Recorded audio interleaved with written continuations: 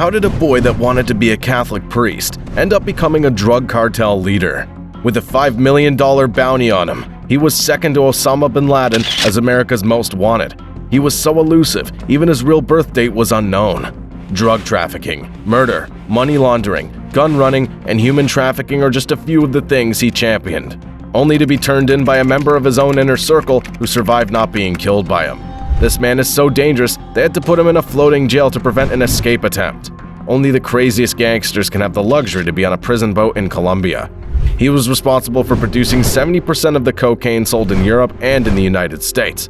But 6 years later, after he was turned in and caught, the $5 million still wasn't paid out after all. This is the story of Diego Leon Montoya Sanchez, or Don Diego as he was also known. One of the biggest drug cartel leaders in Colombia. Montoya Sanchez was born in Trujillo, Valle de Cauca, a town that's about 100 kilometers north of the city of Cali. No one knows exactly his birth date. He used two dates of birth, 11th of January 1958 and 11th of January 1961. When he was a kid on the streets of Trujillo, Montoya Sanchez and his brother, Arcángel de Jesus Hanoa Montoya, grew up with dreams of becoming a Catholic priest, doing good and helping the poor. But life in Trujillo, Cali, and the whole of Valle de Cauca was too notorious, dangerous, and very easy for a young teenager to fall off from a straight path. It was either you join the gangs or get killed. But even if you join them, you'll still most likely get killed.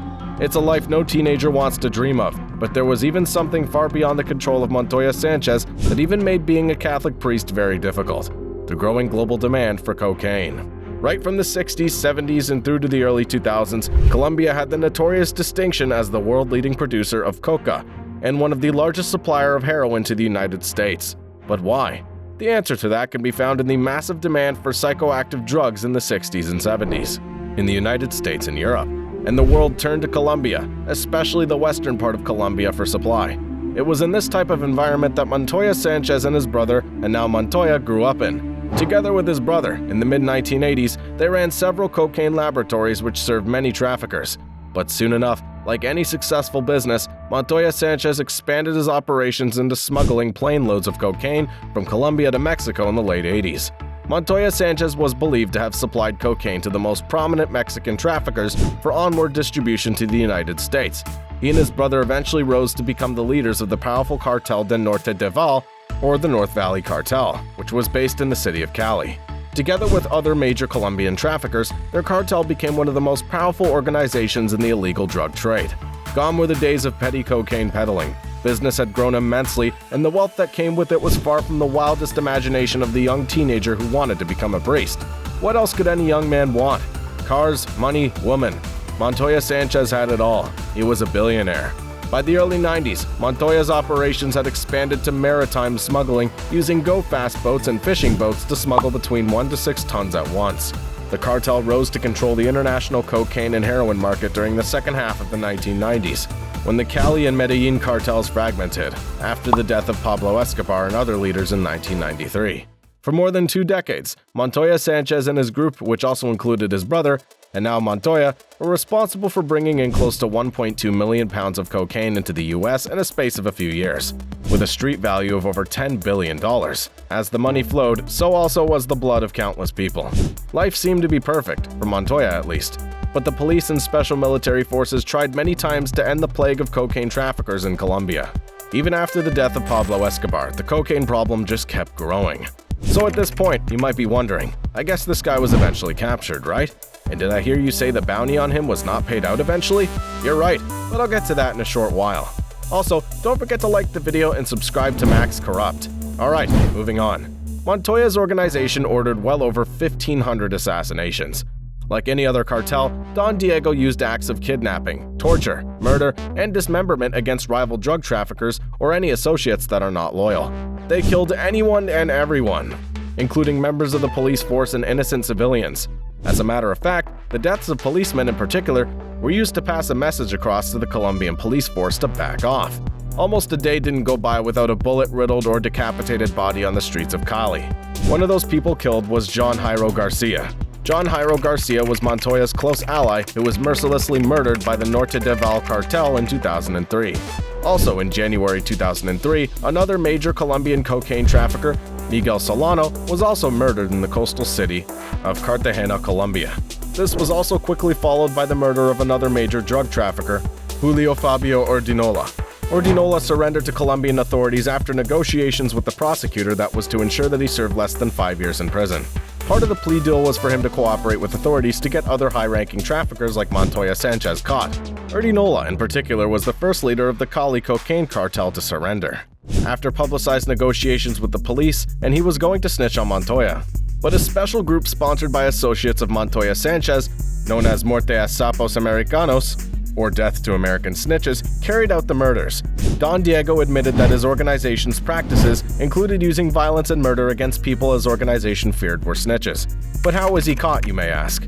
To answer that, we need to look at three things: the inner circle of Montoya Sanchez himself, the lure of $5 million, and a late-night news. See, Montoya knew things were heating up and authorities were getting closer and closer. As a result of the plea deal, the authorities gave to cartel members who were ready to surrender and turn their lives around. Many members of his organization began to turn themselves in. But, as the leader of what was then Colombia's most powerful drug cartel, the US government offered a $5 million bounty on him. This $5 million offer made Montoya Sanchez lose the trust of everyone around him. In May 2004, the FBI also added him to its list of 10 most wanted fugitives. Montoya was watching late-night news with a member of his cartel named Tito. Tito, who was a part of Montoya's inner circle, was very loyal to him. When they both saw the evening news that evening in 2004, Tito looked at Montoya on the sofa in the safe house where they were hiding, and they both laughed. 3 years on, Tito helped Montoya Sanchez escape several Colombian police and numerous military operations to capture him. And with each failed attempt, Montoya Sanchez ordered the killing of whosoever he suspected of turning him in. And that included several of Tito's closest friends. But deep down, Tito knew, with the way everyone who knew something were being killed, eventually it will get to be his turn. Because he knew a lot more about Montoya than anyone else. So before Montoya could turn on him, Tito turned him in. He thought he could just live the rest of his life comfortably with the $5 million bounty. Well, so he thought, but I'll get to that in a second. After killing thousands of people, the drug cartel wars that resulted in deaths of innocent civilians, and after all the wealth of his cocaine empire, the end finally came for Don Diego. On September 10, 2007, Colombian Special Military Forces with hundreds of personnel mounted an operation on Montoya's hideout at a ranch in a rural farm in western Colombia. And there he was, the billionaire in the bushes. They found Don Diego outside of the raided house, hiding in the bushes. He was caught with his pants down, literally. Maybe the trousers were too big for him, because he was so much in a panic he couldn't check or even didn't have the luxury of time to pick properly fitting pants. He was extradited from Colombia to Miami on December 12, 2008. In a similar operation, his brother Arcangel de Jesus Henao Montoya was also arrested in Panama, near the borders of Colombia. Montoya Sanchez ended up as the fourth member of his family who was convicted as part of his case in Florida. In January 2009, one of his brothers, Eugenio Montoya Sanchez, also pleaded guilty and was sentenced to 30 years in prison. In November 2005, another of his brothers, Juan Carlos Montoya Sanchez, and his cousin, Carlos Felipe Toro Sanchez, were sentenced to 21 and 19 years in prison. As for Don Diego himself, on October 21, 2009, he was sentenced to a 45-year prison term. As for Tito, the man who turned him in for the $5 million bounty, well, 6 years later, he still hadn't been paid a dime and lived a life of penury in the United States as when he was last contacted.